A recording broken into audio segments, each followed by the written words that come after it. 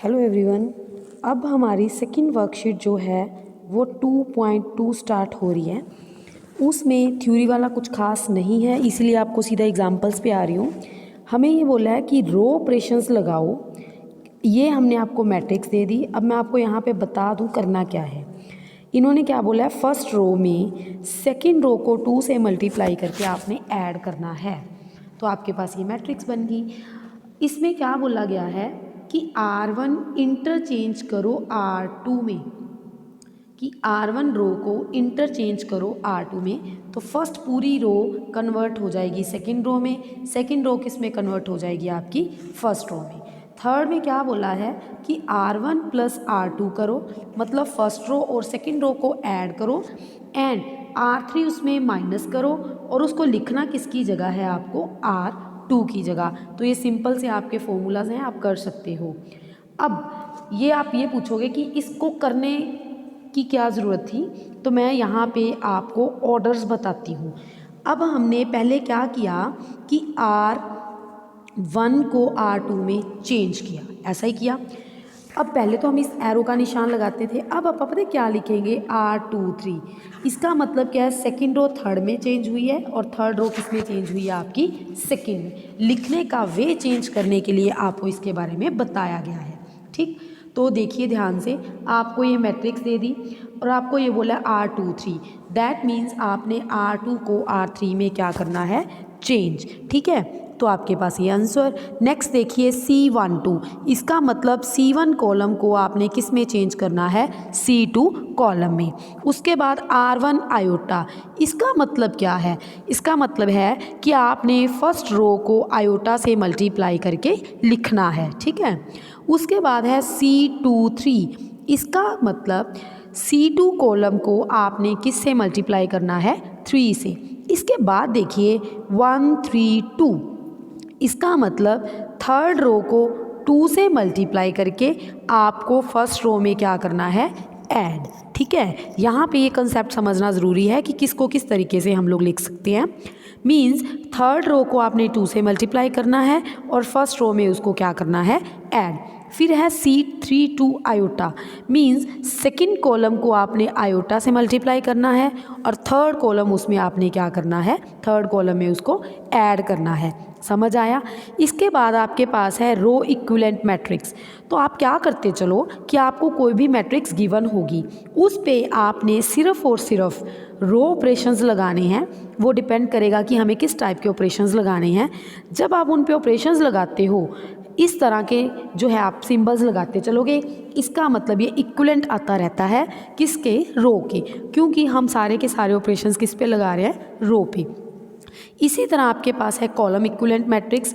Means अगर आप column पे कोई ऑपरेशन लगा रहे हो, जो फर्स्ट मैट्रिक्स थी उसके बाद कोई ऑपरेशन लगाने के बाद नई मैट्रिक्स, फिर ऑपरेशन लगाने के बाद नई मैट्रिक्स, तो ये जो सिंबल्स हैं वो इक्विवेलेंट के लिए होते हैं। अगर रो के लिए है तो हम रो मैट्रिक्स के लिए बोल देते हैं, अगर कॉलम के लिए तो हम किसके लिए बोल देते हैं, कॉलम इक्विवेलेंट मैट्रिक्स। उसके बाद सिंपल इक्विवेलेंट मैट्रिसेस, इसका मतलब आप चाहे रोज ऑपरेशन लगाओ चाहे कॉलम्स ऑपरेशन लगाओ, उसको हम लोग इक्विवेलेंट मैट्रिसेस बोल देते हैं। उसके बाद थ्योरम का नाम क्या है कि rank of matrix remains altered unaltered by application of elementary row operations. मतलब आप किसी मैट्रिक्स पे चाहे रो ऑपरेशंस लगाओ चाहे कॉलम ऑपरेशंस लगाओ, अगर उसका रैंक 3 है तो वो ऑलवेज 3 रहेगा, 2 है तो ऑलवेज 2 रहेगा। मींस रो और कॉलम ऑपरेशन लगाने के बाद उसका जो रैंक है उसमें कोई चेंज नहीं आता। ठीक है, उसके बाद आपकी फॉर्म है रो एक्लन मैट्रिक्स। रो एक्लन मैट्रिक्स में आपको 3 कंडीशंस की ज़रूरत पड़ती है। अब वो क्या है कि जो फर्स्ट नॉन जीरो एलिमेंट है, हर नॉन जीरो रो में वो 1 होना चाहिए। मींस जैसे एग्जांपल की तरफ देखो, फर्स्ट रो में फर्स्ट एलिमेंट आपका 1 होना चाहिए। All the non zero rose preceded the zero रोज, मतलब पहले आप 1 बनाओ, उसके बाद उसकी सारी एंट्रीज क्या होनी चाहिए, 0। जैसे ये देखिए, फर्स्ट उसके नीचे सारी ज़ीरोज़, फिर नेक्स्ट 1 उसके नीचे सारी ज़ीरोज़, फिर नेक्स्ट 1 उसके नीचे सारी ज़ीरोज़। मतलब फर्स्ट एलिमेंट 1 उसके नीचे सारी ज़ीरोज़, नेक्स्ट एलिमेंट 1 फिर ज़ीरोज़, नेक्स्ट एलिमेंट 1, फिर इस तरह से आपकी सारी एंट्रीज क्या होनी चाहिए, 0। ठीक है, जितने भी नंबर ऑफ ज़ीरोज़ हैं before leading entry in each row वो always less than number of such zeros in succeeding rows. मतलब पहली रो में जितनी ज़ीरोज़ हैं नेक्स्ट रो में उससे कम ज़ीरोज़ होनी चाहिए, ठीक है। तो इस तरह से आपके पास रो एक्लन मैट्रिक्स बनेगी। उसके बाद रो रिड्यूस्ड एक्लन मैट्रिक्स है। इसमें भी हम लोग यही बोलते हैं कि पीछे की तीनों कंडीशंस अगर ट्रू हो जाएं उसके बाद each column which contain leading entry of row has all other entries zero. तो कॉलम में भी उसकी बाकी सारी एंट्रीज क्या होनी चाहिए, ज़ीरो। तो हम उसको रो रिड्यूस्ड एक्लन मैट्रिक्स बोलते हैं। सिमिलरली कॉलम एक्लन मैट्रिक्स होगी, जो रो के लिए था वो सारा किसके लिए होना चाहिए, कॉलम के लिए। तो आपको शॉर्टकट वे बताऊं, रो एक्लन के लिए इस शेप में जो है आपकी ज़ीरोज़ होनी चाहिए, ठीक है। और जो कॉलम है उसमें 7 शेप में आपकी ज़ीरोज़ होनी चाहिए, ठीक है। तो ये दोनों तरीक़ों से आप लोग उसको बना सकते हो। उसके बाद रो रैंक क्या होता है, अगर आप नंबर ऑफ़ नॉन ज़ीरो रोज़ की बात करते हो तो वो रो रैंक हो गया। अगर आप number of non zero columns की बात करोगे तो वो क्या मिलेगा आपको, कॉलम रैंक, ठीक है। यहाँ तक आपके मैंने आर्टिकल्स बताए। अब यहाँ पे हम लोग एग्जांपल्स कर रहे हैं। फर्स्ट एग्जांपल है आप लोगों का कि आपको इस मैट्रिक्स को रो एक्लन फॉर्म में बदलना है, बाद में उसका क्या ढूंढना है, रैंक। तो उसके लिए क्या करना है आपको, सबसे पहले आपको ये मैट्रिक्स दी हुई है, आप चेक करो फर्स्ट एंट्री 1 है, यस फर्स्ट एंट्री है आपकी 1। उसके बाद आपने क्या करना है, जो इसके नीचे की तीनों एलिमेंट्स हैं उन दोनों को क्या करना है, 0। तो देखिए फर्स्ट है -2, तो आप रो 2 को कैसे ख़त्म करोगे, R2 + 2R1, मतलब -2 में इस 1 से 2 को मल्टीप्लाई करके ऐड करोगे तो आपका क्या आ जाएगा, 0। बट इसको लिखोगे कैसे, जो अभी अभी अपन बात कर रहे थे, तो हम R2 1 2 मतलब फर्स्ट रो को 2 से मल्टीप्लाई किया और सेकंड रो में आपने क्या करना है, ऐड। सिमिलरली -3 के लिए R3 1 3 मतलब फर्स्ट रो को 3 से मल्टीप्लाई करके थर्ड रो में उसको ऐड किया, वो 0 हो गया। 4 के लिए क्या करोगे, फर्स्ट रो को फोर्थ रो में फर्स्ट रो को आप -1 से मल्टीप्लाई करोगे और इनको ऐड करोगे, तो आप चेक करोगे आपकी ये तीनों टर्म्स जो हैं वो 0 होगी। अब आप चेक करोगे फर्स्ट रो में 1 आ गया, उसकी नीचे एंट्री 0, नेक्स्ट रो में ऑलरेडी 1 पड़ा है तो उसके नेक्स्ट 2 को फिर 0 करो, उनके लिए ऑपरेशंस फिर लगाओ। तो इस तरीके से जब आप करते रहिए आपकी 2 फुल रोज़ 0 होगी। अब मैंने रो रैंक के लिए क्या बताया था, 2 नॉन ज़ीरो रोज़, जितनी भी नंबर ऑफ़ नॉन ज़ीरो रोज़ हैं वो हैं 2, तो इसका रैंक कितना मिल गया आपको, 2। नेक्स्ट को भी रो रैंक से ही आपको कन्वर्ट करना है, रो एक्लन फॉर्म बनानी है।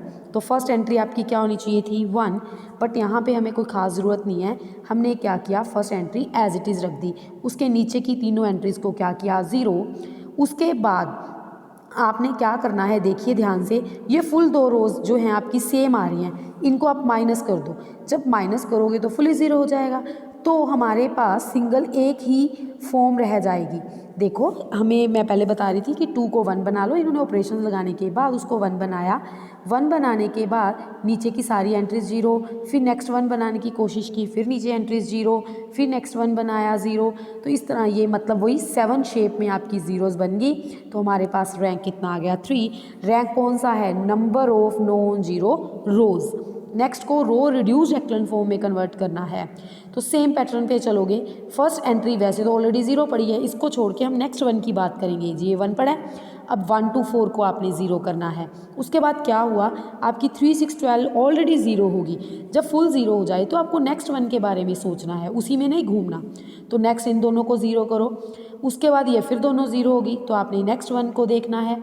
इस तरीके से आपकी जो है एक ही फुल 0 आई, बाकी 3 एंट्रीज बच गई, तो रैंक कितना आ गया आपका, 3।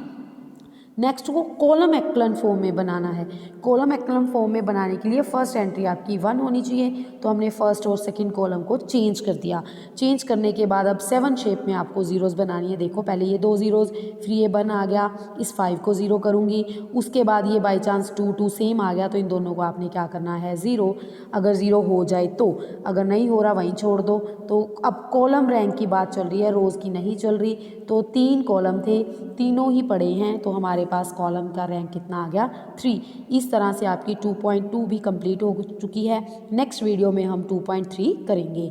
ठीक है, यहाँ तक आप समझ लेना, कुछ ना समझ आए मेरे से पूछ लेना।